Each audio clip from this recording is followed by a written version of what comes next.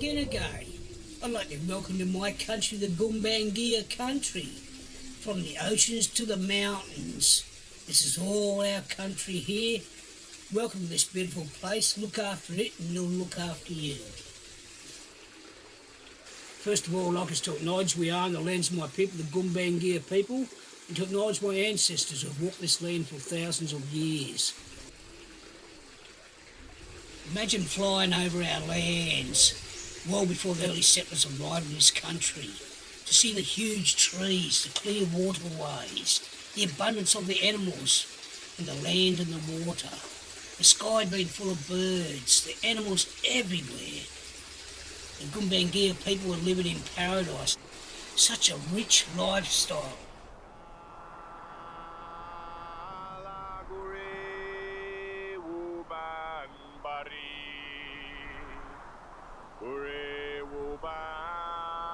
Julu meral kundi meral julu ngiem pandi meral kundi julu gurai yarang jahat gapagu julung guwu bandu urunda nungugundi ya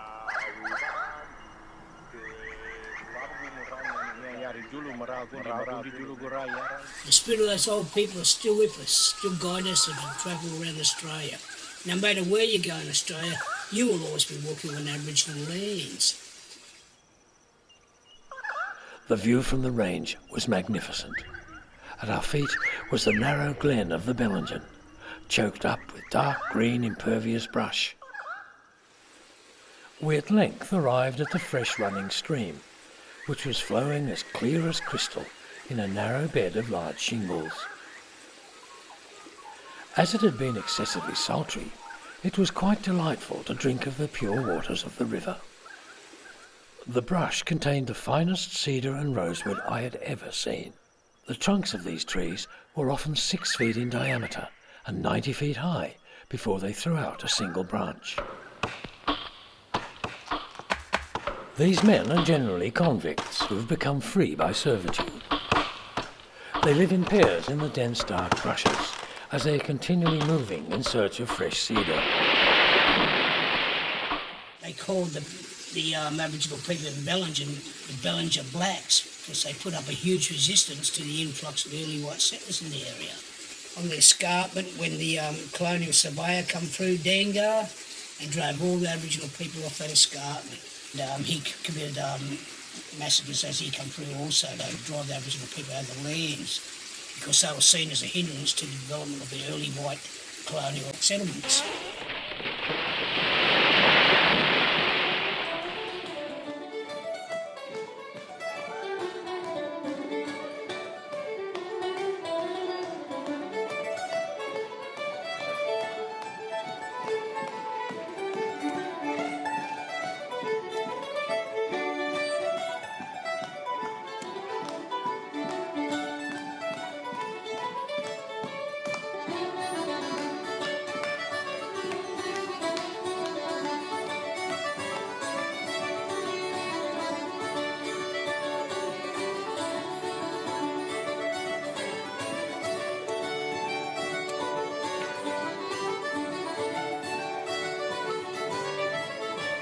I mean, in Bellingen, you could get everything that you needed in Bellingen. Now, I mean, in those days, Coffs Harbour was 1,000 miles away. I mean, you never even thought of Coffs Harbour. The two main industries in the valley were loggings and farming. So you had to fall down through timber, hit another tree. But that there, when we did that, we'd wipe the whole valley out, the whole gully out. Today we'd be jabbed. Beautiful water, you know, when we first went there, it was black by the time we finished.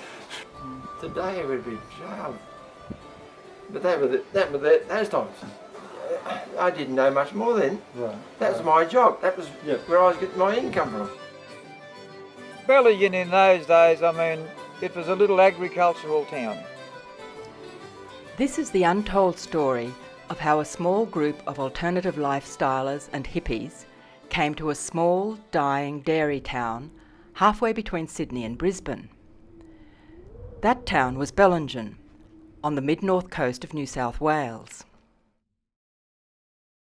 In the 1970s and 80s, Peter Geddes, a journalist, used his 8mm camera to record what happened in and around Bellingen during that time. We bought an old station wagon and a trailer, and we drove all around the east coast of Australia looking for a nice place to live. And what you're about to see now is the story I found when I came to Bellingen.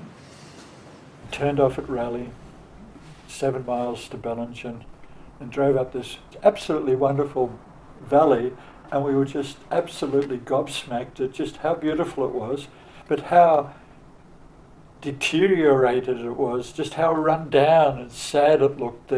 All the buildings were dilapidated. I'd never seen so many rusty roofs. Everything was just rusted out.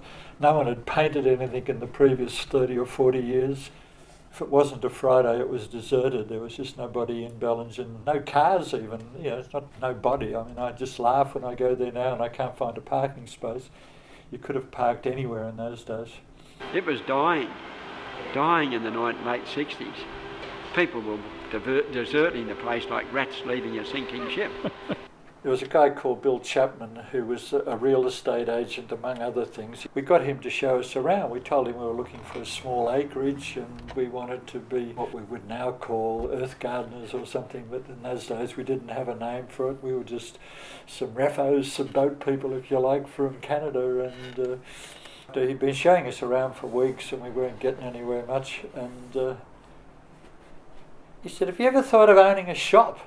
I said, "No." And he said, "Oh, there's these people, they've got a shop opposite the hotel and they want to sell it really bad." And we said, "Oh, we'll have a look at it." We had to go back into town anyhow. It was just up the street from his shop. And we went in and we looked at it. It wasn't a very impressive place. It was pretty awful. It had a condemned sign on the front door, which didn't really put the price up too much. We went upstairs and had a look at it, and it had a veranda on it, and it was closed in with fibro and some louvers, and I liked the idea of that having a residence and the potential to maybe make some money at the same time. We moved into it about a month later. We realised very quickly, you know, that the shop was just such a dump and there was nothing in there. There was a bloody toilet down the back lane. We had to pull down the veranda. It was, you know, it was a mess. There was just no one around. I guess that was the thing. She took $8 the first day. I think it was a week or so before she got to take $10 for a whole day's take. All of a sudden I was, got this rundown building, 5 kids in school. The shop was open from 7 a.m. till 7 p.m. when we took it over, 7 days a week. And we had the kids and just, you know, like I thought, what have we done? My wife was a good cook. That was really a big help because we always had plenty of rotten bananas and she used to make up banana cakes by the ton. She used to make great salads in the summer and great stews and casseroles and, you know, beans and stuff. And we got Vogel's bread. That was the first time anybody had ever seen proper bread in Bellingen. And we had yogurt. We put a dirty big sign up the front saying the good food shop. Our only customers were literally Bellingen people, and there just wasn't anybody else here. And there were so many people in Bellingen in those days who had never been out of Bellingen. You know, to go to Coffs was a sort of a major trip for a lot of them. The people that were brought up here and who didn't travel much south of Urunga. We had people come in and say, "Oh yeah, I've been to Sydney. I was demobbed there after the war."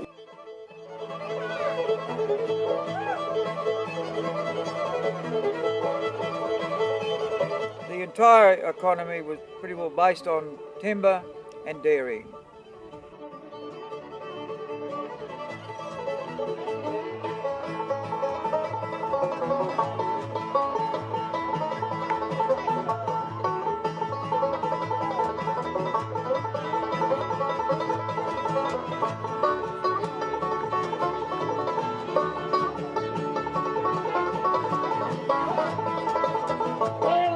Run, boys, run, boys, run, run, run, run, run.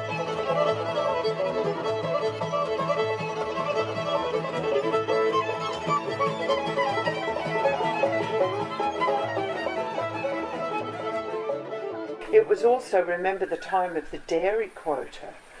People who were just eking out a living on dairy farms when the CDA, the Central Dairy Authority, decided that they had to go onto bulk milk, that they couldn't sell cream to Britain anymore. Britain had joined the Euro market, and so cream was no longer the go. They had to put in these bloody stainless steel vats, and they were huge, and they cost $3,000 each, and that doesn't sound much today, but that was a new Holden in those days. There were only 15 farming families in Darkwood. They were the only people that lived there. That was it. No one else. Did my dog come out, did he? Here! Come on, mate, come on. When we moved in here a few years after, that was pretty much the beginning of the end of the dairying. The farmers were so poor that they couldn't afford to go out. They couldn't afford to have people as guests for dinner or anything. They could not afford it. They were lucky to be able to keep their families fed. They worked like slaves, morning and night, and got no more than the dough. So farmers, they were basically going out the door backwards. So they'd all packed up and left the valleys in droves, and now I couldn't believe why when I saw how beautiful they were, but I realise now why, because I did the same thing myself. So about all of a sudden there was dozens and dozens of empty farms. Fundamentally it was because most of those people that were affected were in the rural areas, because they were on farms that weren't terribly successful, and these people came along and bought them, communed them and all that, and so there was a big they were the ones most affected. They probably didn't want to leave their farms, but they had to because of money. They just weren't making a living, so the Australian paper mills came in and bought all the little poor farms and planted trees on them. And then the farmers went and got a job in Shire, the mill, in the bush or something like that, because they just couldn't make ends meet. As the dairy farmers sort of went under and had to get out, that's when the new generation, if you want to refer to them as hippies, sort of started to move in the early 70s and right through to the 80s. In May 1973, the citizens of Nimbin, only 3 hours north of Bellingen, found themselves in the centre of a social revolution. What started out as just the annual party for the Australian Union of Students became a cultural turning point.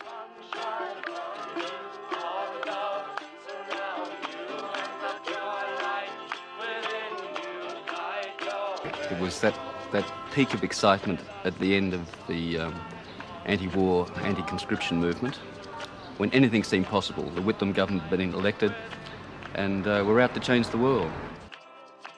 Oh, we have our ups and downs. Oh, people getting busted for growing dope in the hills, swimming naked in the creek. We were young and optimistic. We dreamed big dreams. I'm sure that a lot of people are going to go from here and carry on with this way of life, you know. The Aquarius Festival came and went, and all these people who didn't decide to live in Nimbin, they went off on the road looking for somewhere like Nimbin, and many of them turned up in Bellingen, and our shop became like a magnet for them, because we did sell yogurt and we did sell smoothies and all those sort of hippie stuff.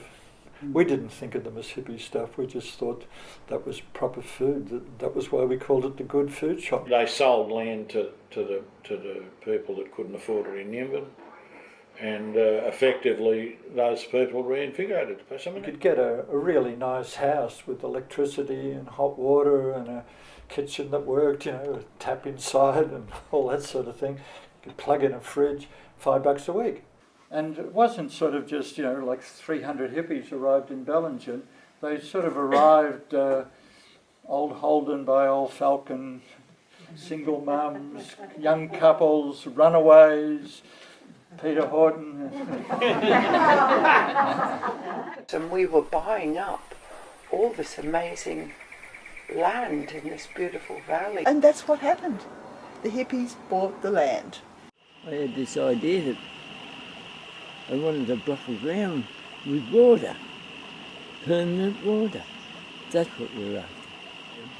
We found this little block off the coast back in the hinterland.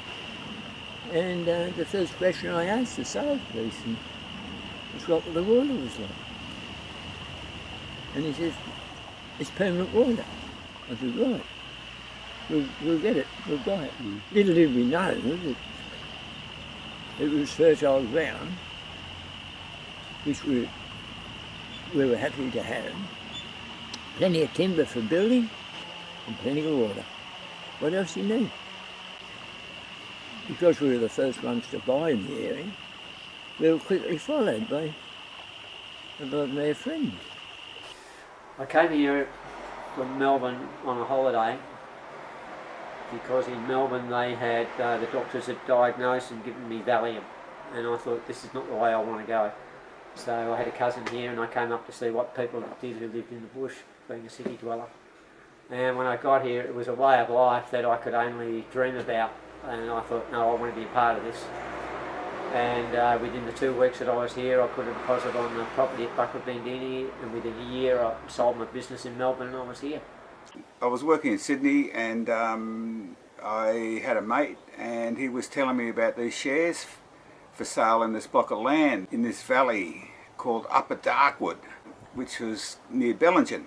I'd never been to Bellingen. I didn't know where Upper Darkwood was, but the shares were cheap, so I ended up buying a share.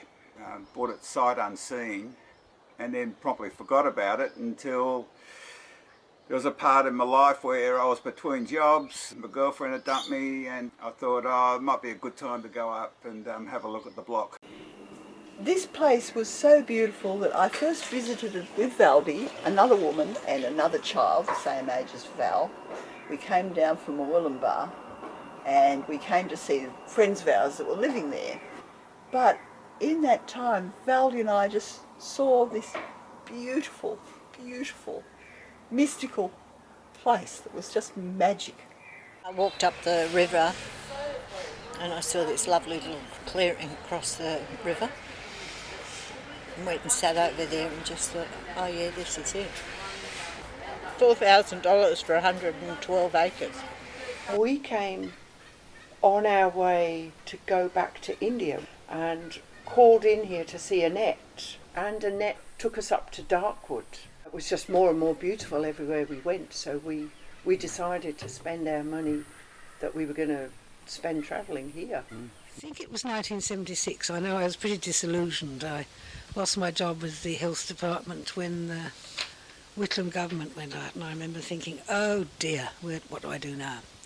And I'd been looking around. The alternative lifestyle had appealed to me. I'd read about it. I'd been to meetings. And I looked everywhere, and then somebody said, I won't give you their names. Why don't you come with us to Bellingen? They had a stolen car, and they drove me to Bellingen. I didn't understand why we were going all the back roads. I was very naive in those days. Anyway, they took me to Kalang, where I went to stay with the Oakleys, who'd been here a year or so before me, and I was totally enamoured of the place. Fell in love, in fact.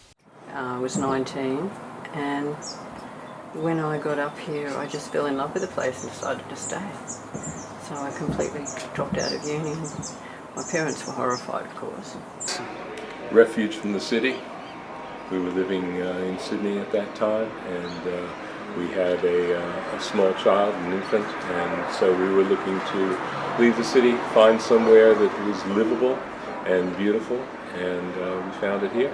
Anyway, I was allowed to go and look in Thora and Darkwood, which is a pretty magic place, and I found it straight away. I bought it and moved up with my children. No, I didn't move up with my children, but they came anyway. Moved up with a whole crowd of people, and we all slept in the pigsty. We made a huge big bed and a big open fire and cobbled the floor, and I camped in the pigsty and had a wonderful time. And I kept meeting people. They kept, what's this older woman doing up in the valley? Who is she? They came to visit, bringing me various gifts. We had a wonderful time. It was magic. The whole idea, if you wanted to get onto some land, was to buy some shares of other people. You split it, 3, 4, 5 ways, and because the land was pretty cheap at that time, you could get onto sizable acreage for not very much money. And that was really a way that the hippies actually were able to buy the properties in those valleys. We found a lot of like-minded people who were looking for the same sort of things, but it was the beginning of a community. That's what grew from here.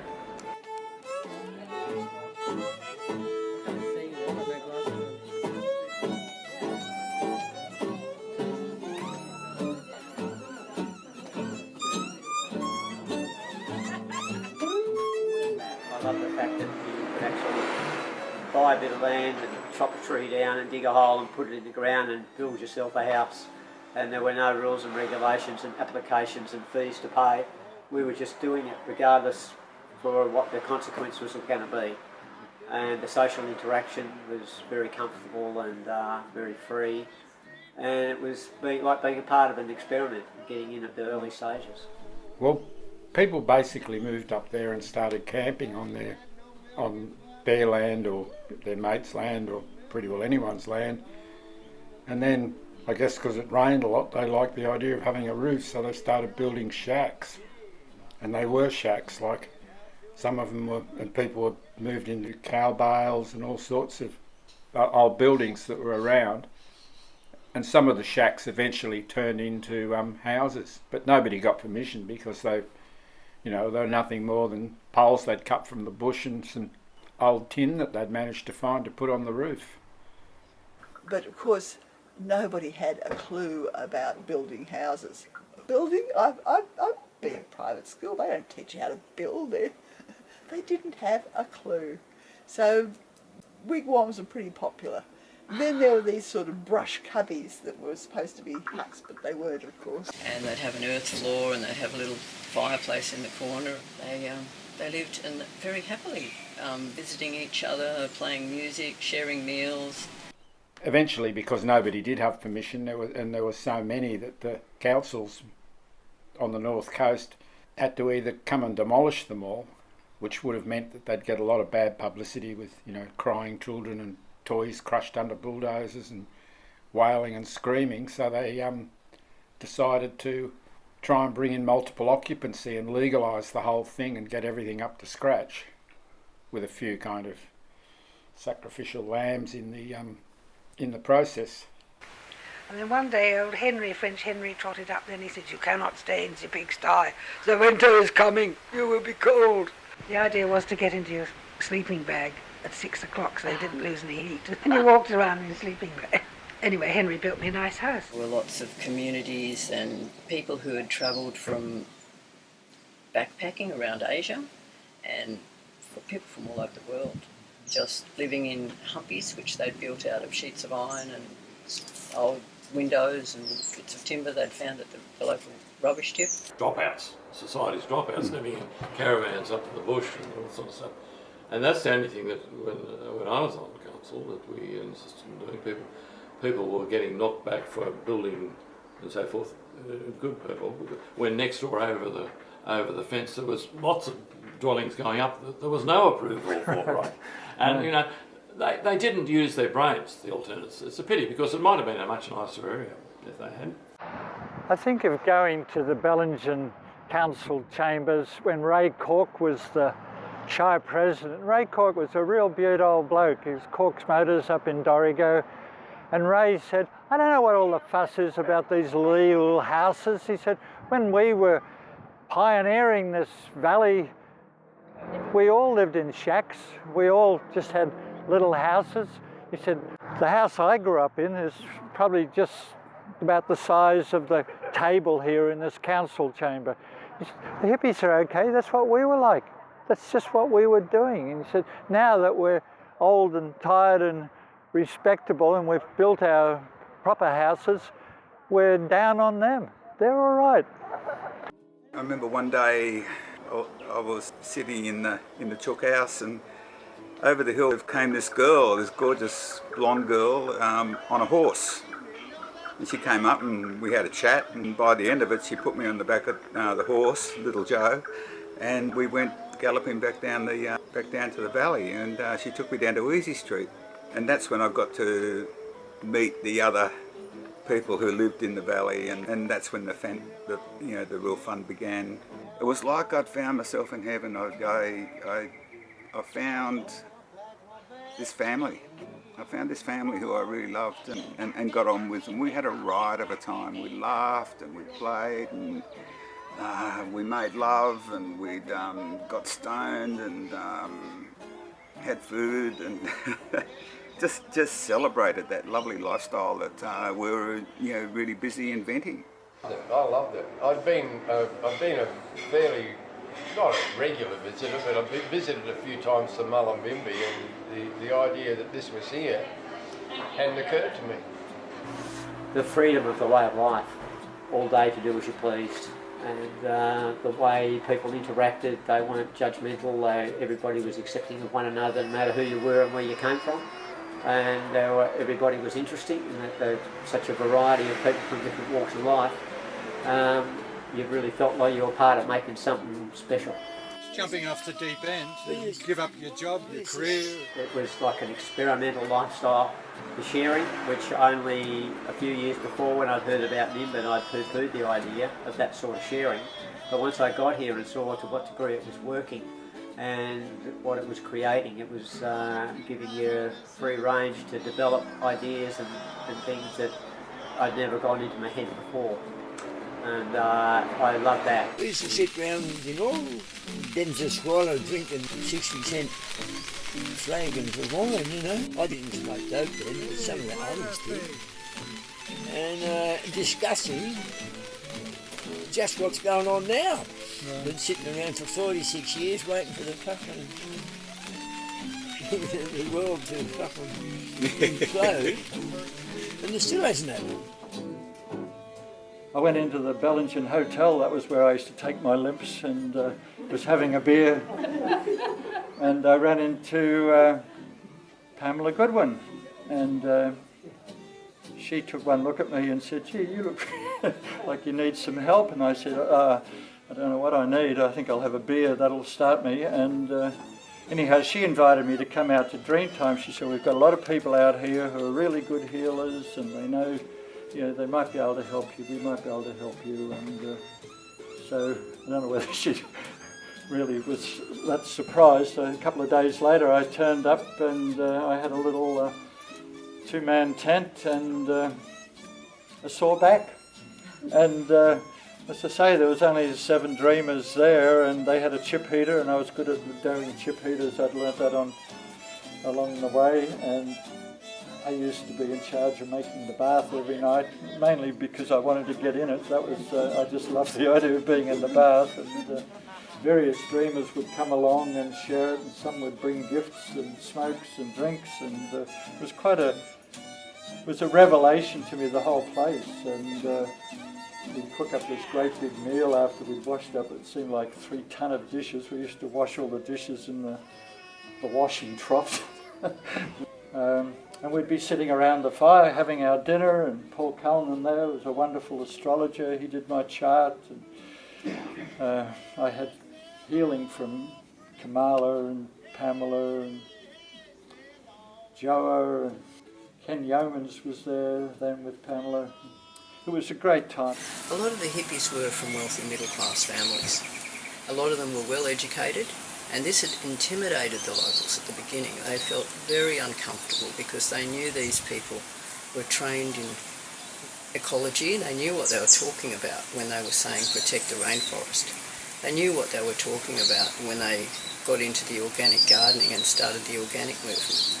Somebody had to sort of come in and sort of replace the farmers that were sort of having to move off, and I think a lot of the young people that came in here, they probably had the backing of their families to a large extent. I mean, they probably come from quite well-to-do families, and you could bloody buy a farm for $10,000. You know what I mean? Every day was mad.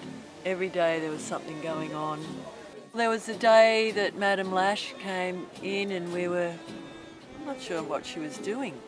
But there was a whole crowd of people and we were moving something. There was something being moved across the bridges.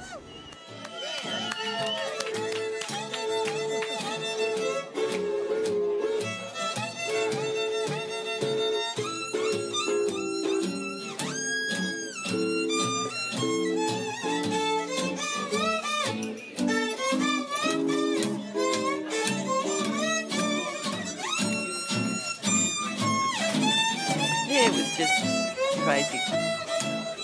Crazy fun. It was a bit of a struggle. We were fortunate. We just happened to come into a couple of good seasons. But both Pauline did as much on the farm as what I did, and she had to rear through the kids as well on top of that. And probably conservatively, we each worked 80 hours each a week, 365 days of the year. We're very fortunate now, because we're a block here, unlike Thora, where you had two rednecks and a hippie, more rednecks, hippie, but we had 10 kilometres of road, but there only hippies lived there. Probably not quite a redneck, but I could have been looked upon as a redneck, you know, somebody that, you know, if it grew, you cut it down, if it bloody moved, you shot the bloody thing, you know. And, but following, after a few years and having the alternates around, or hippies if you want to keep on referring to them as hippies, I sort of moved pretty much to the middle ground. And today I sort of see myself as just as green as I am red. You know. Home brew. Yeah. Smoked a bit of dope. Parties were in the every Saturday and Sunday down the Strongholm swimming hole. Nobody ate meat, did they, Peter? Well, not many. No, the hall was a big thing too, I think. You know, like having the hall there, that seemed to be always a focal point. I don't know whether I just went there with the camera, but there's so much film that's people at the hall, you know, whether it's Tina playing table tennis with Ian Pollock, or whether it's Bob Bright. There's always been foodies here, though. Yep, yeah, well, that was a good thing. You know, that was a big thing. We always, any time they had, what about those Christmas parties they'd have for the kids? And the food, it runs for miles, you know, everybody brought along a plate. Well, Cook's Creek is a good name for food, isn't it? Yeah. And your mum and your wife and Joan and many other people were all such good cooks. Everybody contributed.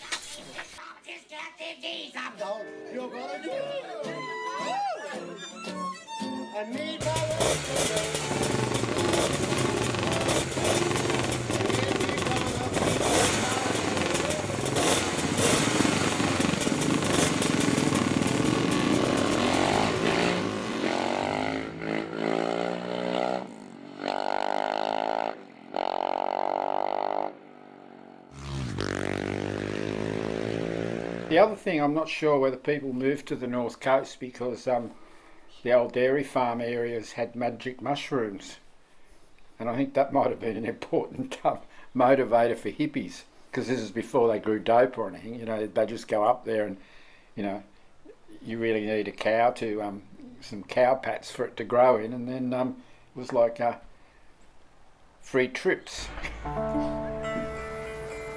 Everybody was smoking dope. We were stoned from the moment we got up to the moment we went to bed at night. And I did that for about 3 years, and I got a very good connection with nature. I felt deeply connected with things. I started to feel very creative. I let go of a lot of my academic training and my family structure. They introduced the marijuana to this district. I mean, prior to that, I hadn't even heard the word. I think there was resentment that somebody could come in and take up land and, from their eyes, do nothing but bludge on the dole, before it became obvious that we were all supporting ourselves with a bit of marijuana growing as well. It took them quite a while to catch on to that, but certainly a few of the locals ended up being big marijuana growers after a while. Well, you know, everybody was growing their own dope here. Everyone. We were in the Green Triangle.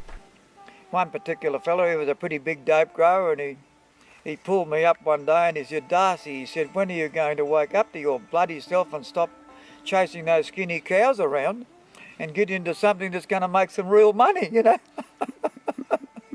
Yeah. And I seem to remember there were a few kind of cannabis cup type things up there. You know, harvest festivals where people would bring... Oh yes, the biggest bard, their prime bard, and they got judged and stuff, and people walking in with it. And I sort of liked it too because we were always outside the law, and so outside the law was actually where you lived. I mean, you know, you didn't pay much attention to the law, you know, like if you're a dope smoker. It was illegal, so that was a very fringe part of fringe culture, so it had a lot of negative things that went with that. And of course some of them were selling it to their mates in Sydney, making a few bob. But every penny of that money was spent in town because we were all building and trying to keep old cars on the road and things. So you know, it kind of made the town boom. Have the helicopters and the police raids and that sort of stuff. And I can remember down the road, so the police had a roadblock set up there and pulling everybody up. And 25 metres away in an old chook pen, there was a great big patch of marijuana. And they didn't even know it was there. Oh, gee. One day I just decided I didn't want to do that anymore. I looked around and I saw the people around me were reacting when they ran out. They were getting very moody, they were very paranoid. I had a very closed circle of friends. They only related to people who smoked dope. Once I decided that I didn't want to do it anymore, my body just became allergic and I just couldn't stand being around it. The smell of it would make me feel sick. Right. So I had to leave.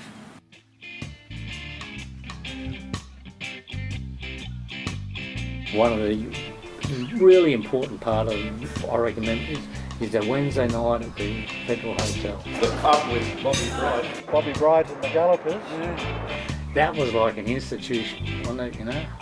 You go in there, you get a bath or a shower, drinking in the bath, 3 or 4 people in the bath together, smoking dope upstairs, go down and you get pissed at the band downstairs. Cabin, it's made of earth and wood. That band that, you know, Bob had, you know, PC and Ray and the drummers would change, but yeah, Graham Bennett was the drummer. Yeah, for a while, yeah. And Big Bill. Big Bill, yeah. It became so crowded, people were coming from everywhere. You couldn't not dance to them. No, you couldn't not dance to them. No. Yeah. I said, go Johnny, go.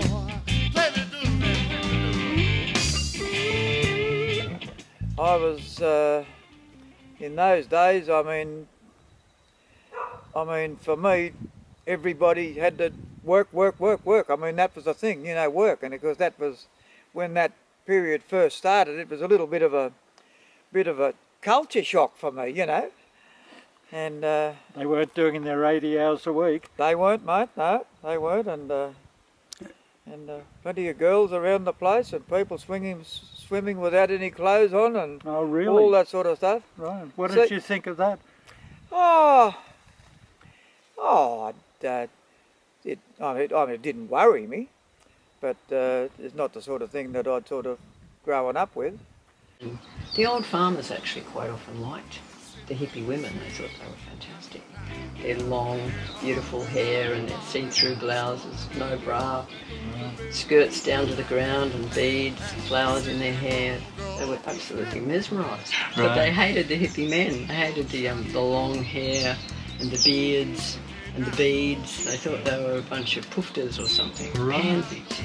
Couldn't stand them. You go from up here, you go into Bellingen, and people used to say to me, Darcy, how do you live amongst those hippie scum up there stealing all your stuff and all that sort of stuff, you know, which was just absolutely, totally wrong. But of course that was just based on ignorance as well, you know what I mean? Right. Yeah. Right.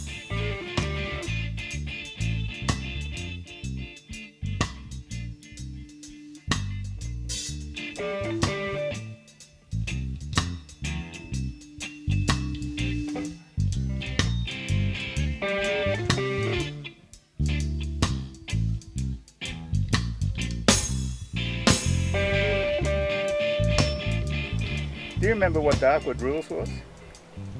Susie Kersey invented it, and the idea was that you could be with anyone, you could go with anyone, but the only thing is you couldn't fall in love and you couldn't get jealous. And I used to love Johnny Rand because Johnny Rand always fall in love. Yes. And got jealous. And then got wounded. And he was the classic kind of anti-Darkwood rules, but everyone else kind of coped with it. Yeah, right. That was like everyone had a fling with everyone there, didn't they?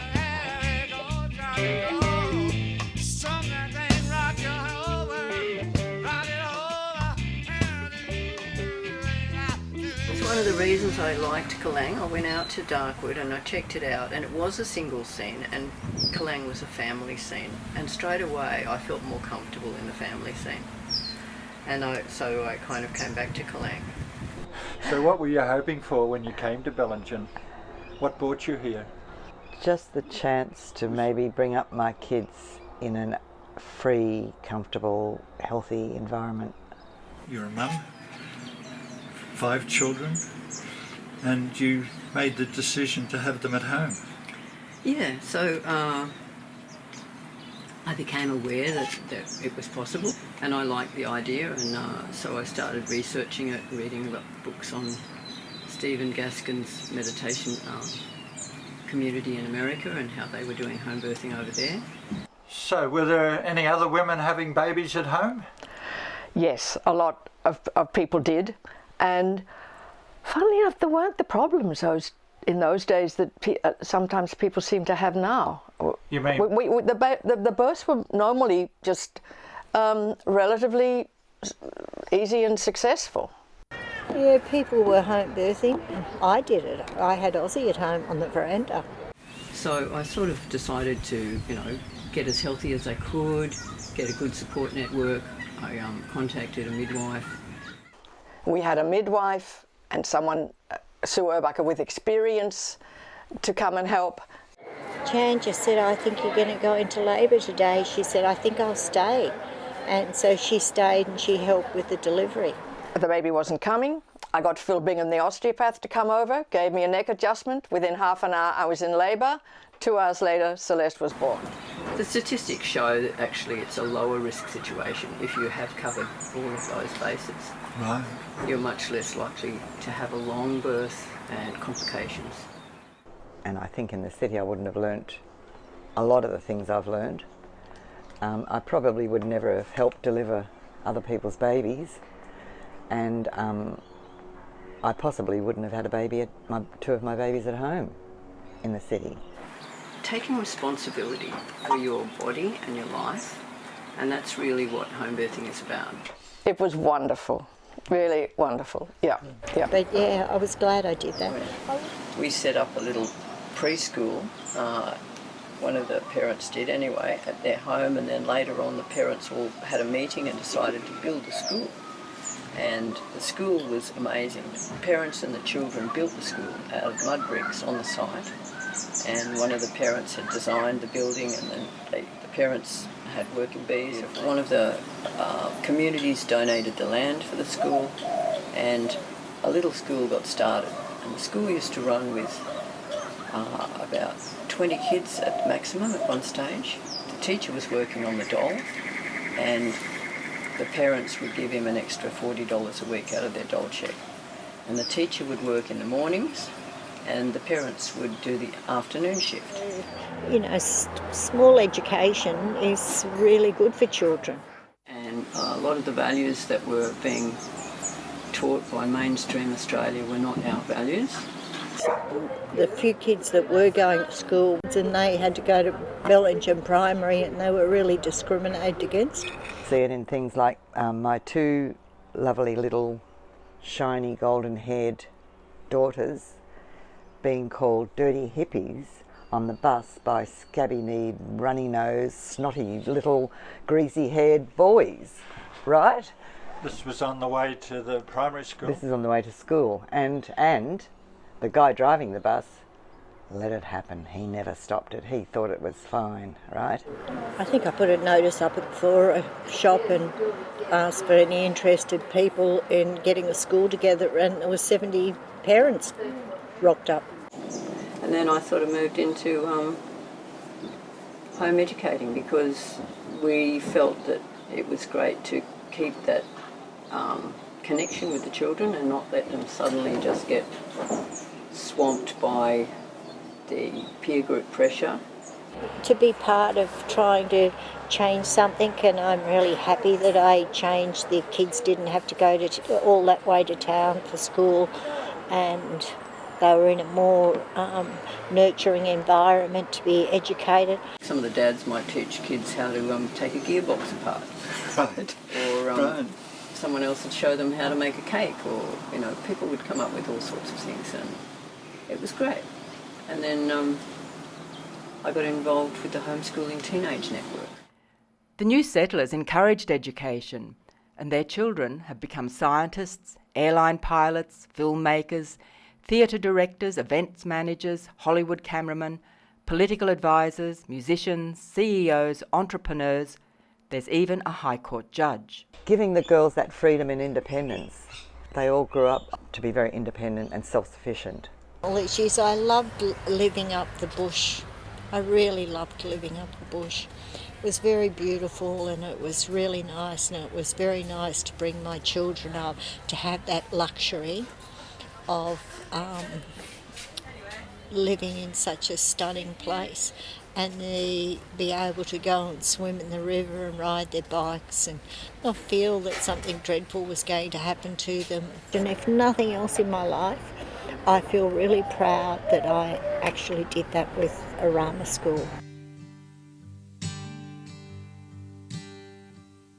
You can count your pennies, count your roads, but you can't count much in the darkness, I suppose. Oh, so I lay down and I listen to the west wind blow.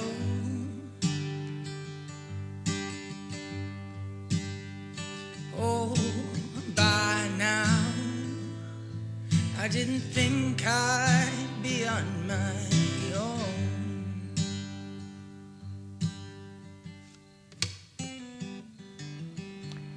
It was culture shock of the first order, although probably nowhere near the shock the Aborigines experienced at the arrival of the first settlers. Soon there was not an empty house to be found in the district, and property values started to climb. The good food shop became a focal point and was often buzzing while the rest of Bellingen dozed. Ian and Martha thought the good food shop was great, but they said Bellingen needs to expand, like Nimbin did. All these empty shops here, there's nothing happening. The town is, just obviously you're the only business in town that's got any customers, anything's happening. And there's cars parked outside your shop. Is there anywhere else, somewhere big? We need somewhere big because we want to organise a play fair. They had this concept of a play fair, and I said, what's a play fair? And they said, the people you've got, the hippies, have all got skills, they've all got crafts, they know how to make things and do things, and these schools, modern education isn't teaching anybody. No one knows how to knit or sew or paint or draw or make a pair of sandals and play music. None of that's happening. They're just teaching reading and writing and arithmetic kind of thing in the schools.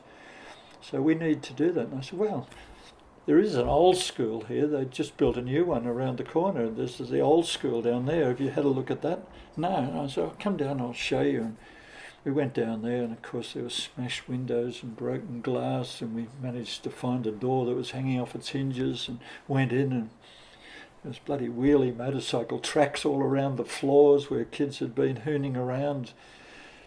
But it was a bloody nice building, you could see it, it had been built back around the turn of the century, and back when there was plenty of wood and big slabs of it, and had a lovely floor, even if it did have black marks all over it from tyre tracks. Solid as oak and really suitable, with a huge auditorium, offices. It was up for demolition.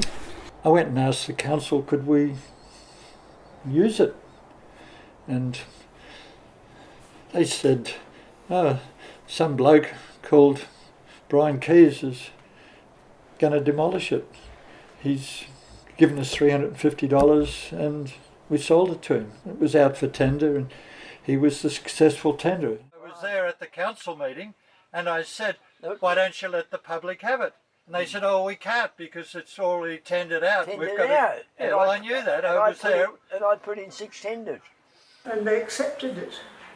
And he turned round and decided he wasn't going to demolish it after all. It became officially known as the Community Centre, affectionately known as the Com Centre, and scathingly the Hippie Embassy. Strategically located on a corner block opposite the post office and RSL club, the Com Centre stuck out like a sore thumb. For 5 years, it was the most discussed building in Bellingen. It was a pretty nice little effort, actually. It was a pretty what effort? A nice little effort to take over some buildings that council didn't want anymore and try and make it a centre out of them, and it was terrific. Oh, I walked in there and fell in love with it. Because? Of all this wonderful crowd of creative people. No, the first thing we did there was start the kitchen up. Daily meals, that sort of thing, a craft centre, a welcoming place for people who obviously didn't fit into the CWA model. It was providing an information centre for visitors, it was providing a canteen, it was providing training for young unemployed people. It was really, for me, a refreshing thing about Bellingen is that I could be heard. When we went into Bellingen, you'd walk up the street and you'd see the hippies in the street, and it was sort of a mixture of amusement and concern. So, do you want to tell me about the concern, what you were concerned about? Just that we didn't know what type of people they were, like because they were so different in their ideas, and worried about the drug side of things. There was a lot more drugs coming into the area because of that. Bellingen was at that time a town in transition. There was a fair few empty shops. A lot of the farmers were leaving, selling off small parts of their land to newcomers. It was a transitional time, and there was both acceptance and non-acceptance in pretty equal parts there for a while. So I mean, most of the townspeople, I mean, they were really anti-hippie. I mean, these bunch of bloody scumbag dull bludgers moving up, and I mean, they deeply resented that. No question. And they were all young people with long hair and beautiful looks, barefoot, but they were like breastfeeding in public, which was something no local would have done. And they just walked around as if they owned the place. That's how the locals felt. They felt they had been run over. Well, it was quite alien to all of us, and the way some of them weren't really clean. Right. And little kids running around weeing in the gutter was very different for oldies, the old townspeople. And, I can imagine that. And people thought that they were actually mad coming up here and buying what they bought at Klang, but it was ideal. They knew what they were doing, and they bought it cheaply and sold it dearly. The pub was easing up a bit there. In those days we could comfortably sit on the veranda of the pub, but it wasn't so comfortable if we went inside. You sort of felt you were being watched and sized up, and that somebody might want to have a go at you. Particularly the timber workers who came in every afternoon with sawdust sprayed all over them, and in their singlets and shorts, stubbies. And we were lazing around with half-dressed women. Bits of body showing all over the place. It was a real contrast to them and us, the hippies and the rednecks. At the time, many of the townsfolk were probably relatively accepting, but there were a few people who weren't definitely impressed and had their own agendas. The Com Centre tolerated anybody who walked in the door, and there were absolutely no rules. People went there for information. They wanted to know how to grow food, how to mend the leaking water tank, how to get on the dole, how to get off the dole, and to get transport. Even its greatest detractors would remember it as a hive of activity. It was dynamic and vital. People went there to fix their cars, nurse their babies, have a cup of tea, and get information. Brian Keyes, a former art director, guided its transformation from a derelict school into what many considered the most attractive building in Bellingen. Another thing you did there that was really, really good was putting the sprinklers up in those big camphor laurels between the comm centre and the RSL. Yeah. And people would come out of the RSL and they'd be wiping their faces and saying, "Geez, I didn't think it was going to rain tonight." When we got the community centre, we got the old schools, the community centre, we needed money to fix it up. We needed to paint it, we needed some furniture, we needed some equipment, we needed some kitchen equipment, we needed all lights, all sorts of things. And even as cheap as we could do it, it was still going to cost money. So we decided to make money by the fabulous variety show. Well, that was a variety show. A variety show, wasn't it? Yeah. And I think we played about 3 times, and every time they'd pack them out and the people hanging in those big windows, you know, those school rooms. Yeah, people wonderful hanging windows. there just to see it. It was so packed. Every foot was taken up. I was involved with one of the shows that Kesey put on there, which was a really good show. I think it ran 3 nights, fully booked out every night. The other thing I remember about then that was really, really good was building that, I don't know, a gantry, I guess, for the lights, because I remember sitting up there with you, watching shows and moving the lights around a bit, having a few smokes, looking down at everybody. And Kesey put on a really good show. He put up a lighting and rig up on the roof. And it was very professional. Here we were putting on this amazing show, which was more professional than our time. It's pretty hard to hate people that you're sitting next to enjoying a performance of something. It was such a good way to start it off. It was just great. People had put things on there and you'd see lots and lots of other residents coming there, and that's a breakdown. It was one of the first occasions where hippies entertained the streets and everybody was pretty well impressed. It worked out really well. The comm centre inspired and hosted plays, reviews, music evenings, dances, film evenings, lectures, workshops, discussions, and an amazing rainforest display. The town library moved in and prospered. The Health Commission opened an office, and so did the North Coast Environment Centre. It inspired early local newsletters like The Rave and Catchment, and eventually the national magazine Maggie's Farm was formed in Bellingen. Wonderful things happened back then. In 1978, Tricia and I arrived in Bellingen, and I had an eye out for a radio station that I could work in because I'd worked in radio in the United States and in Brazil, in Rio de Janeiro. So that's what I knew how to do. Stephen Abel was coming around asking for money up front for the radio station we were going to have.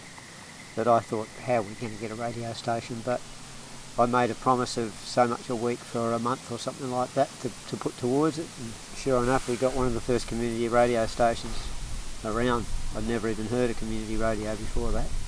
I put a tie on, as simple as that. I put a tie on, even when it was hot. And I combed my hair and, you know, I tried to look kind of as normal as possible. And I talked about community development and how good it would be for the community. We had to train people. We had to build the world's first mud brick radio station, still standing to this day, despite Bellingen rains and floods. Run completely by volunteers, over 100 hours a week. Tourists and visitors were attracted to the comm centre by its beautiful rainforest gardens, and were often rather bemused to find themselves lining up 3 deep with the unemployed for the $1 lunch. When the federal government's Community Youth Support Scheme announced in spring 1977 that it was awarding the Com Centre $16,000 to help the unemployed, there was jubilation. But the centre's detractors wanted to know how come the hippies were getting paid. Traditionally, the Shire Council secured any grant money for Bellingen. It was, in my view, a real community centre, but it also was a bone of contention between the people on council who wanted the land for their council building and a lot of the residents of the town who just thought as the, you know, the local mosque. The mosque. Like a mosque. Try building a mosque there, mate. It, you know, would have got an even worse reception than the community centre. And it was a deliberate ploy to improve the lot of these people. And anything went as long as they were the beneficiaries. And that's why people got preference. I remember you writing up a big sign. We rented one of the shops up near Raymond's there, and you wrote on there, you know, Labor headquarters or something. We had a Labor office. That Bellingen had voted 99% Nationals or Country Party for the last 100 years. Yeah, they still do. Sort of on the pub veranda, I said, anyone want to buy a copy of the Bello and find out what's happening at the Com Centre? At which point I heard people saying the Com Centre, the Communist Centre, we'd never go there if you paid us. We want to get rid of those people. They're troublemakers.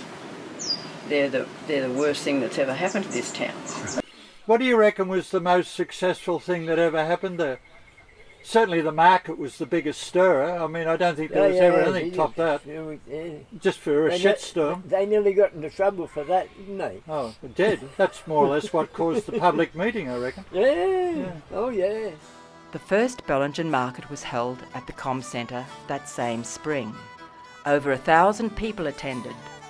Well, I remember the very first market and how horrified the town were, how many people were here.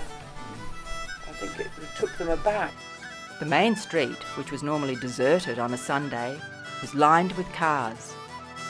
It was all too much for some Chamber of Commerce members. And somebody had some dope cookies there. I don't know who that would have been. And they were going out to selected customers with the lemongrass tea. What I remember is that in the afternoon, a couple of people picked up got some drums out and just started drumming. And this great drum jam just started sort of building up until literally half the people at the market were drumming. You know, that's my memory. And it went for about half an hour or something. You know, I think my favourite thing there was the Lions Club caravan where they were doing hamburgers and pies and stuff next door to the pigs. Well, yeah, but next door, I was thinking of the girls from Darkwood who had the massage tent. That was absolutely classic. All these girls wearing about as little as you could possibly wear and doing this massage tent, and the Lions guys just there with their tongues hanging out. They had a massage tent where people were giving massages and that the locals thought it was a brothel. The local business people complained. Basically, their concept of the market fair was that it's totally done them out of business. And they were worried about the market was going to take all the money away from the town. And now that's probably brings more money than anything else into the town. And that was the kind of market it was. It wasn't for selling. We were just there for fun, to see each other and for the townspeople to see us. And they saw us and didn't like us one bit. The hippies should go back to where they came from, basically. And they were unemployed and on the dole, or whatever they called it in those days. Dole bludgers. I think a lot of them, hippies, were on the dole, and that was wasn't done back in those days. You didn't just go on the dole to enjoy life. It was a last resort. 1976 to 1996 or something. 20 years, yeah. Yep. 20 years. And I think I was on the dole the whole time. The Chamber of Commerce demanded action from council and got it. The Community Management Committee was fired. That action was endorsed later at a rowdy public meeting of 800 people. Well, get rid of the hippies meeting, that's what it was really. Did you see that when they had the community centre that became a significant focus for it all? Like Well, the market that they had and Well, stuff that was the part of it. You know, it had come to a peak by that stage, and everybody had. But that's what more or less led to the infamous, famous public meeting that you chaired. Yes. Were Well, you shy president then? No. No. So how did you come to chair that? Yeah, I might be two texts, mate. All right, I'll be. Please. Because I was a concerned citizen, and Right. there were so many of these people around. I knew there'd be a big meeting, but I didn't know it was going to be as big as it was. I remember going to the meeting and you had a little table set up in front of the... Yeah, I thought there might have been 500 people there, but more like 1,000 plus. Right. And a lot of people weren't there. But that was the indicator to the well-to-dos in the community that things had to change. And they did start to change fairly quickly. In what way? What was... Well, people shouldn't go pushing others around. Right. So who was pushing who? I'm a bit vague. The alternates were pushing all the old-timers out of all the rural communities, all out of the public halls. And so every logger who lived in or near Bellingen was required to go there. But in order to get them to go to the meeting in the Memorial Centre, they were allowed free drinks at the Diggers Club next door. So they were all pretty pissed by the time they came to the Memorial Hall. They got there just before all the hippies arrived, and their voices were loud, of course, and said all the right things that good loggers are supposed to say. The whole situation seemed to be escalating, and they had the sort of now famous, I think, public meeting in Bellingen where they decided that they shouldn't have any of these hippies in town at all. The community centre should be burnt to the ground. And you're lazy! Settle down. Try and have a word up here. Burying their babies in the bush. Littlies outside hamming and Wheatley in the nutty. Massage! I mean massage in town, mate! Losing my job, what do you guys think you're doing? You're ruining our country, you're ruining our land, blah, blah, blah. Demands of "get the hippies" made one spectator compare the event to a Nazi Germany rally. Hippies were accused of virtually everything from burying their babies in the bush to sort of, you name it. It was a fairly hostile meeting, and it was probably the biggest crowd that had been seen in Bellingen in that time frame.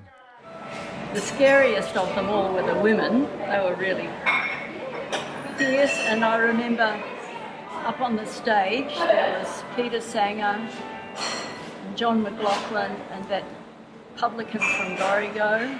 Were you there? I was there. I was down by the stage yelling my objections. Remember a waltz between, was it Dr. McLaughlin? That's right, and Brian Keys, the microphone waltz. Like barnacles. Like barnacles on the bottom of the boat. They are. They have their babies in the bush and they do this and do this. He might have been a crappy doctor, but he was a very good copywriter. We're talking about Dr. John McLaughlin. We are indeed. I hope he's dead. You hope he's dead? Oh dear me. But it was, once again, the front line of the battle, really. There was no way that any of the newbies were going to leave. You go to those meetings and you know nothing's going to happen, nothing's going to change. Everyone's just going to lock down in their trenches and lob mortars and rocks at each other. It felt really dangerous being there. It's quite amazing that no actual physical violence broke out. They were just appalling. So finally we just said, well, we're going. We just left the hall, left the drunks down the front. Dear me, that was a horrible night. It's horrible, wasn't it? Really horrible. the exchange was angry, the noise was horrific, and then it all seemed to peter out and everyone went home and there was no resolution as far as I can remember. Yeah, Bellingen. A great place. Yeah. Happy place for lovely people all dancing around the maypole and chucking flowers at each other. It was the most vicious, brutal, nasty little scene while a small mafia of people ran it. Because of that meeting, I don't know whether it was before or after, we denied business. The Commonwealth Bank had to close for 2 days because the hippies came and drew out all their accounts. I remember going to the Commonwealth Bank and just closing my account with them because they'd supported kicking us out of the comm centre. Well, I can't understand who was really against the hippies. There was, with some people, there was a problem, but we had no problem with it. We had no problem whatsoever. Hardware shop, for example, they were all really friendly. They were sort of glad to have our custom. You know, but guys like Carl Foster, he just went, you know, well, ka-ching, my cash register's ringing, you know, so it's not that bad a thing, you know.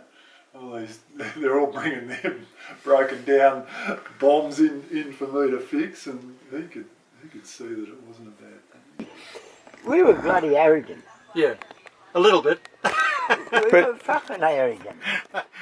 No, we were cheeky, there's no doubt about that. Yeah. When the council gave the old school to the hippies, there was a definite time limit. It was always the council's plan to knock it down and build a new council chambers. I guess no one ever expected the community centre was going to be such a raging success. I mean, the council thought half a dozen hippies, what are they going to do? They can maybe have it and whatever. And of course, next thing, the hippies are getting grants from the Whitland government, and they're doing this and doing that. Government departments are moving in, and it's the most interesting building, the most discussed, the best building in town. Council needed an edifice and a place to work, blah, blah, blah. I actually liked the old council chambers. And I thought that accommodated more than enough people to look after a shire of this size. They had the public meeting and got permission to pull it down, and they still fought about it for years, but ultimately it did come down. It took council another 3 years before it could legally demolish the comm centre. During that time, councillors learned not to write the new settlers off as a bunch of no-hopers. A lot of us were professional, semi-professional, well-heeled tradies from middle-class homes. You know, they thought we were rabble because of how we dressed. You know, they thought we were tramps, but then it turned out that we were actually not only educated but well connected. Many new settlers had university degrees and successful careers behind them. They had considerable political knowledge and knew how to get help from state and federal government departments. You know, we had a lot of political clout. We could get a ministerial ear if we really needed to. We really thought that any other town in its right mind would be grateful for what was happening with it.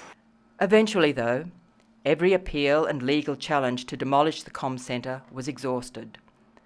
Finally, it became apparent that while the comm centre stood, it would always be a bone of contention in the community. The council workers started taking it to pieces and taking the tin off the roof, and we were just taking the tin off the truck and nailing it back on the roof. I was there taking bits of wood and nailing it back up as they were pulling it down. At that stage it looked like we were fighting a losing battle, and sure enough that's what happened. And then the second time they came basically in very early hours of the morning, and by the time, you know, we'd rallied people to protest, they'd half demolished it. It was very sad. Merv Brownlee had a chainsaw and he was chainsawing those vertical, those studs, he was chainsawing. He was chainsawing the building, and I stood with my legs either side of this vertical piece of timber that he was chainsawing, and he kept on chainsawing between my legs. That's a true story. he didn't stop and I didn't move. There was no way that building was going to be allowed to stand in front of those beautiful new council chambers. No way. There's nothing more we could have done at that point in time. No. And when it got pulled down, that was sad. But it was very sad and very thoughtless. It was just such a wonderful place, and then to see suddenly it being destroyed, it was horrible. Really, yeah. Such a beautiful old building. It housed generations of local people as a public school. It would seem such a waste of a wonderful space. It's quite amazing. It's hard to stand here and think how bitterly fought over this couple of acres of land was, that it just meant so much to everyone at the time, and God only knows why the townspeople were so opposed to it, because it was absolutely quite extraordinary. It's a real hole now that there's nothing like that in Bellingen, because it never got replaced. Within days of the destruction of the comm centre, the Good Food Shop was destroyed by fire. For many, it looked as though Bellingen had lost its two front teeth. God, the two buildings that meant the most to me in the whole town, they were both gone. And it took the heart out of the alternative movement. They didn't want us in town, okay, we wouldn't go. After the first market, the hostile town meeting, the demolition of the comm centre, and the Good Food Shop being destroyed by fire, Bellingen lost much of its appeal to the alternative community. They decided to concentrate their energies in the valleys, build their own schools, hold their own markets. The next market was held in Kalang and was a raging success. Yeah, come gather round a fire, gather round and sing. It's time to get together, all the time has come to bring back the call of the wild, the fall of Babylon. Let's stand tall with the trees, break down these walls and be free.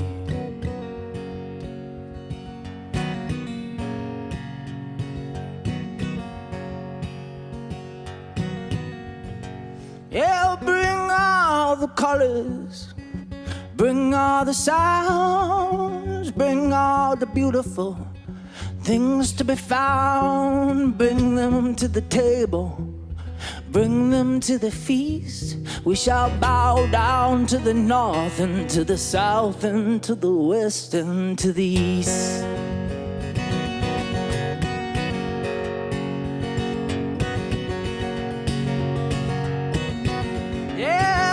Gather round the elders, their stories to be told. Oh, gather round the fire with the wisdom of old. Bring all the children, bring them to the wise. See the future of our grandchildren in our children's eyes. Yeah, 'cause we're all here together, just living this life. And there's nothing you can do about it, but maybe you can do it twice. Yeah, you might think you're above it all, you might think you're something else. I can tell you right now that there's more than two types of hell, but there's only one heaven, and it's right here, right now.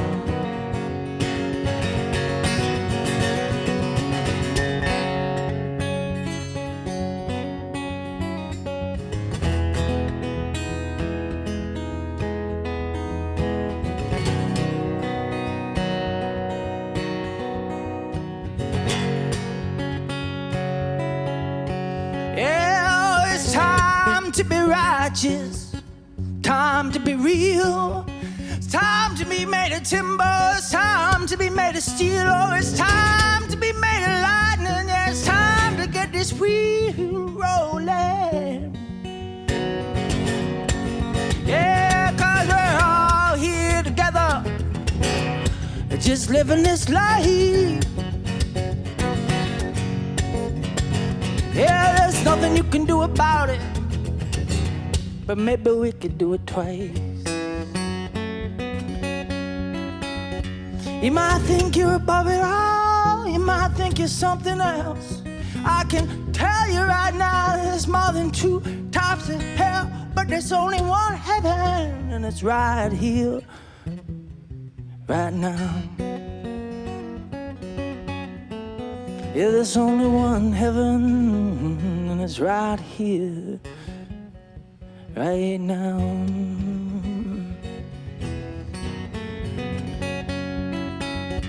You might think you're above it all, you might think you're something else. I can tell you right now, there's more than two types of hell, but there's only one heaven, and it's right here, right now. Yeah, there's only one heaven, and it's right here, right now. And the police came in and they thoroughly enjoyed it. And we used to play things like having too much fun. We're breaking the law, we're having too much fun, you know. It was very, very good, and the feelings were good. Well, in those days, we're pretty well rocked. You didn't want to miss out on anything. So some days you'd be doing things in your own valleys, and other days you'd all go, or some you'd go to other valleys. But we pretty well always kept busy. It wasn't that we didn't have a lot of parties, but when we had them, they were fabulous. They were huge.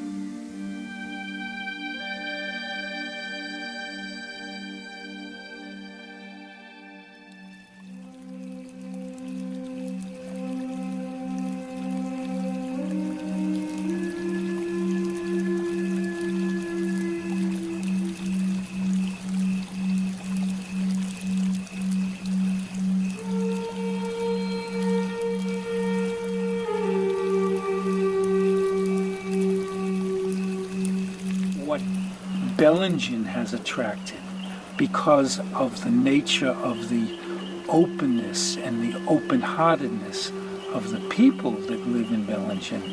We could always get these teachers to come here because there is an audience for them in the sense of people wanting to hear the teachings. And then we would also have those teachers go to Sydney, Melbourne, Brisbane, but it would be typically the Australian capitals and Bellingen.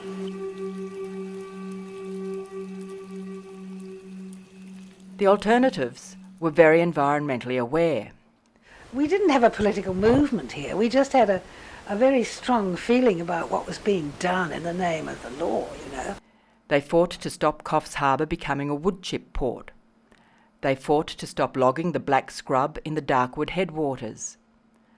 They were strongly represented at the Terania Creek rainforest dispute and the sand mining battle at Middle Head. Police arrived at Terania Creek. We had a lot of environmental protests which were exhausting. You know, we'd go trundling off to the beaches and the forests. No law whatsoever says I can't put my head out this window.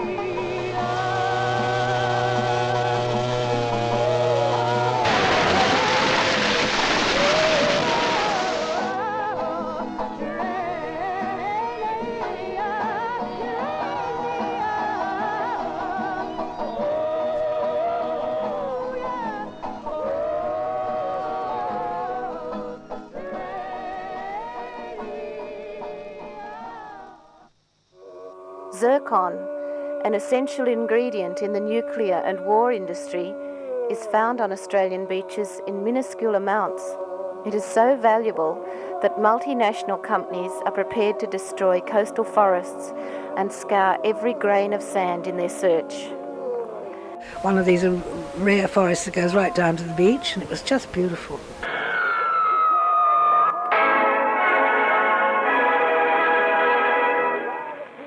People arrested in a demonstration against sand mining at Middle Head on the north coast. And they knocked it all over and put a dredge through and dredged everything and tossed it out to sea. It was just awful. The 40 arrests of the first day's confrontation were just the beginning. I was finally arrested. I think the official reason was I was obstructing the dredge.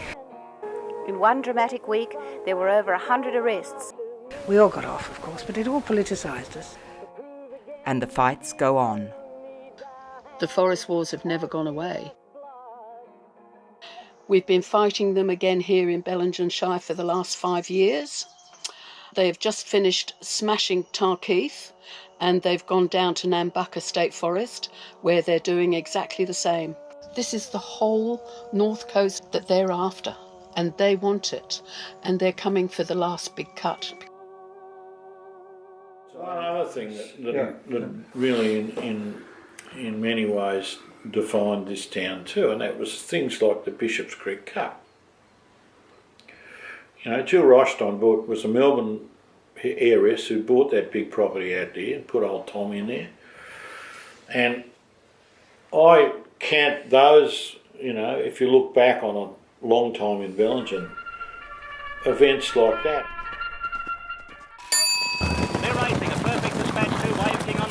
Jumped out well with Grey Affair. High Puno got out smartly. Just behind them, Happy Union getting up into a handy position.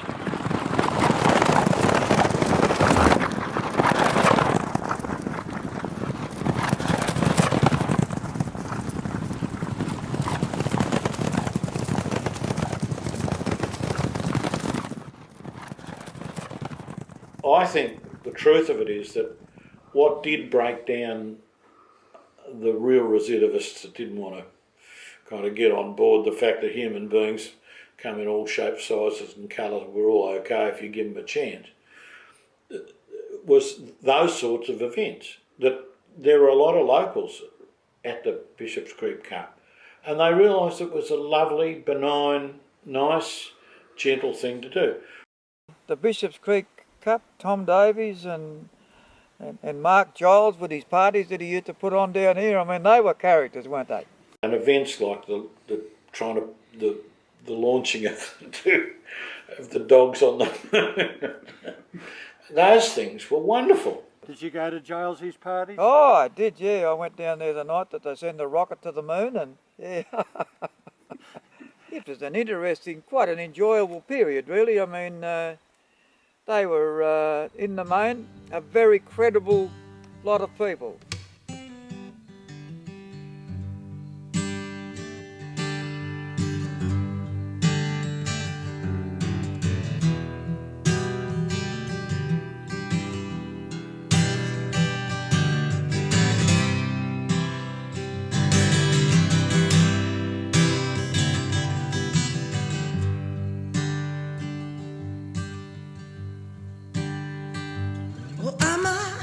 seek redemption, play the fool, but I don't think that I will be playing by your rules anytime soon.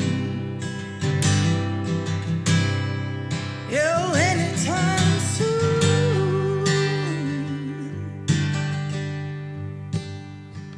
So I lay down my weapons, lay down my tools, so I can risk it all if I have nothing to lose. And yes, I lay down and I listen to the west wind blow.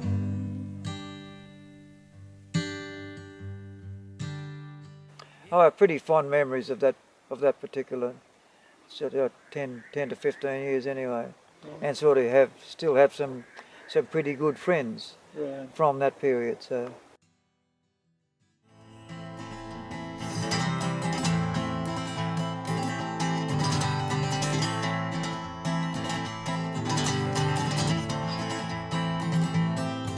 Oh, now what we could be looking at is ashes and dust.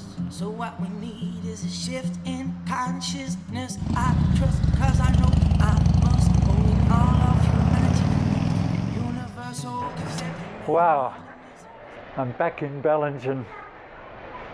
It's such a joy to come to Bellingen nowadays. It's so different. Like I'm standing outside Thor's Gourmet Meats, and that would have once been the good food shop. I've stood in this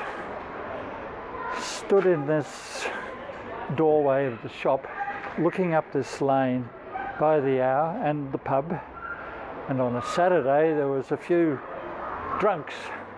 I'd call them drunks because they'd been kicked out of the club, out of the RSL, because they were drunks.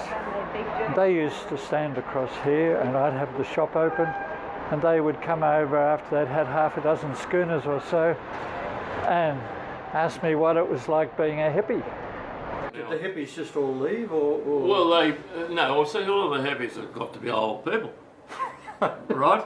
And right. They're no chickens anymore, and they don't like living up the bush too much. It's too cold in winter time, and too far, and they've moved on in a lot of instances. And where have they gone? Probably back to where they came from. It still exists today to a certain degree in there, you know. I mean, there's still a number of people in Bellingen, they just, Darkwood up there amongst the bloody hippies, you know. And of course, there's no hippies left up here.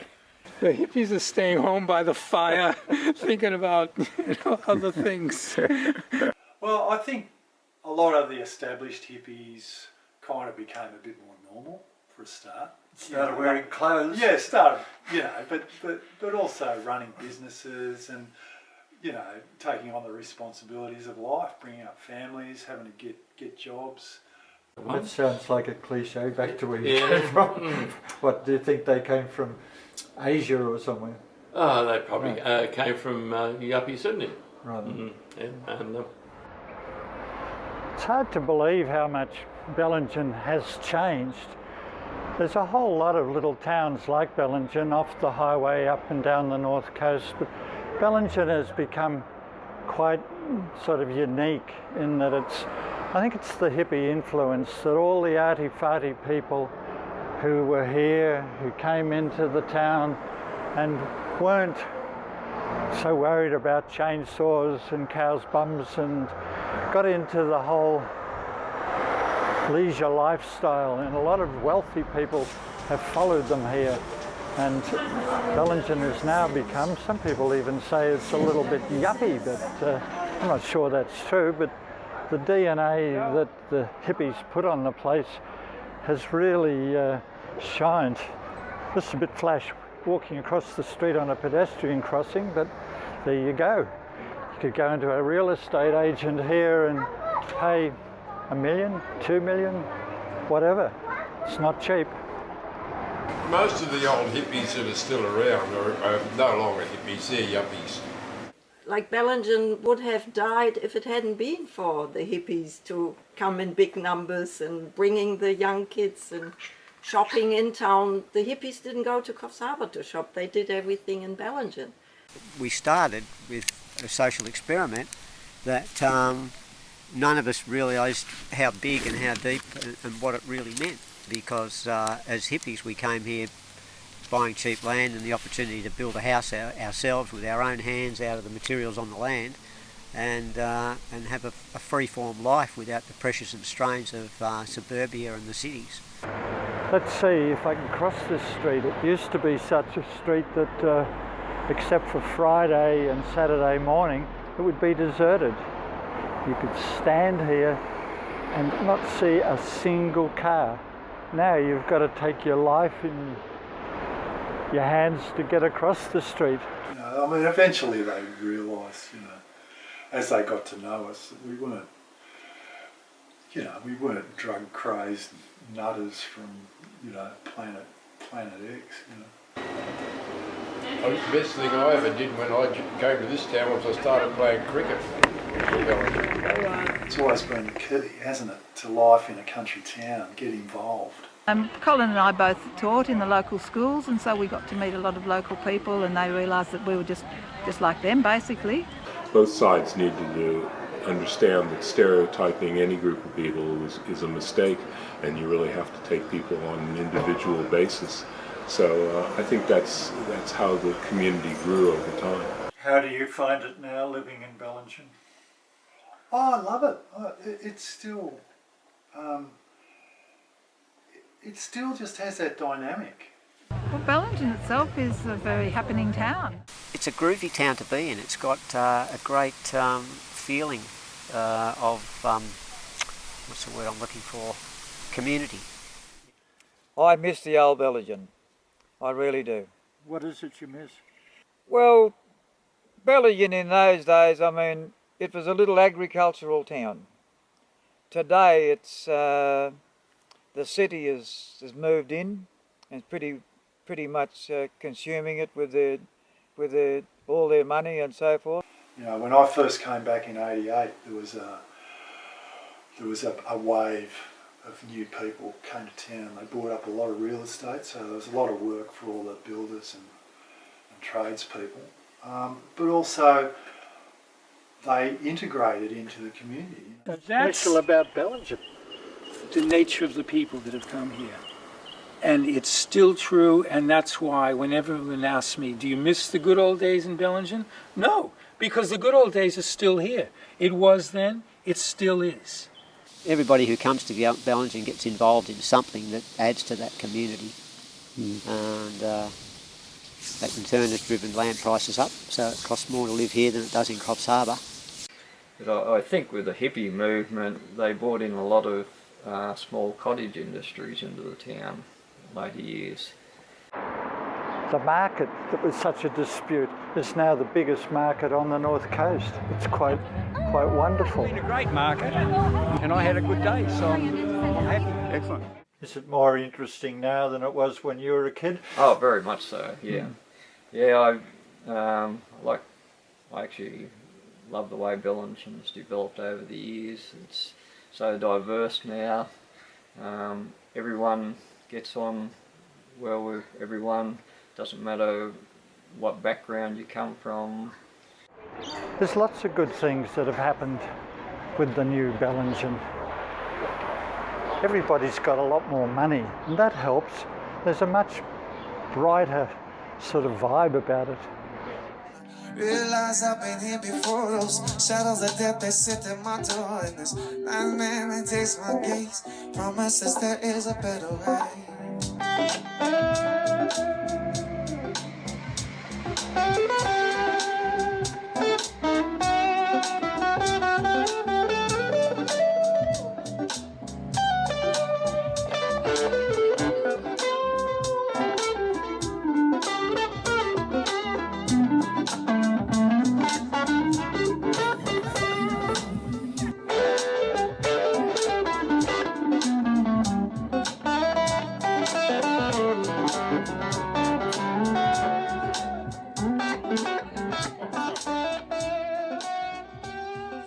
Seed that was sown, a kind of that was about community, and that seed has kind of grown and flourished in Bellingen.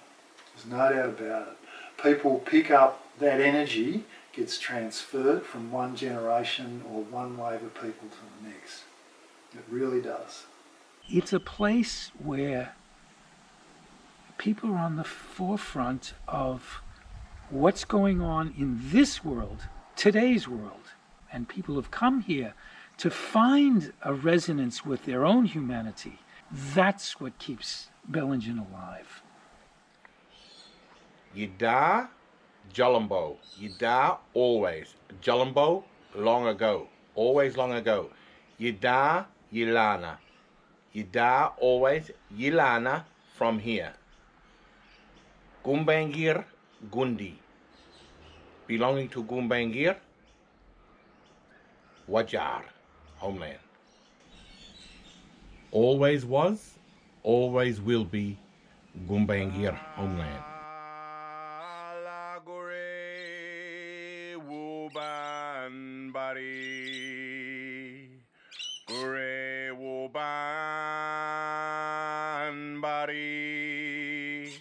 Yari gangaya gapago julum go bango Wurunda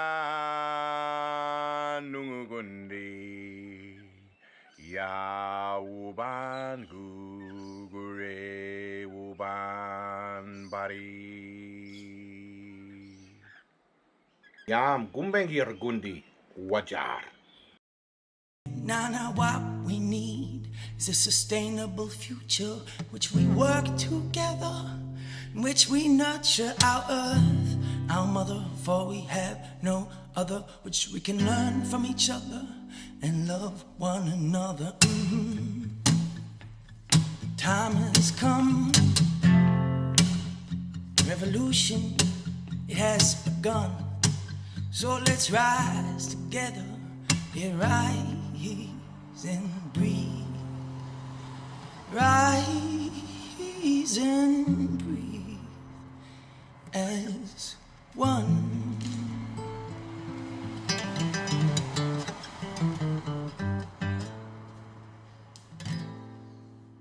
You got to talk to all these people and relive their experiences and your own experiences, and look, getting older, I think a lot about the past. Not that I'm wallowing it and wishing for the good old days, not like that, but just treasuring all the things that happened here. It's really like that.